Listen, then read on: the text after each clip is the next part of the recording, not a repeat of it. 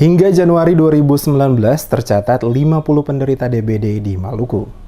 Hingga Januari 2019, jumlah kasus DBD di Maluku tercatat sebanyak 50 kasus dan yang terbanyak berasal dari kota Ambon. Kepala Dinas Kesehatan Provinsi Maluku Michael Ponto kepada DMS Media Group mengatakan, hasil pelaporan yang diterima oleh Dinas Kesehatan Provinsi Maluku dari setiap kabupaten kota, khusus untuk data kasus DBD sebanyak 50 kasus dan kota Ambon menempati urutan terbanyak yakni 27 kasus. Sementara itu, di Kabupaten Kepulauan Aru 12 kasus, Kabupaten Buru Selatan 5 kasus, Kabupaten Maluku Tengah 4 kasus, serta Kabupaten Buru dan Seram bagian timur masing-masing 1 kasus. Michael mengungkapkan Kota Tual dan 4 kabupaten lainnya ternyata tidak melaporkan adanya kasus DBD hingga akhir 2019 sehingga tidak terdata di Dinkes Maluku. Dia mengatakan warga yang terserang demam berdarah di Maluku tidak hanya anak-anak tetapi juga orang dewasa hingga orang tua.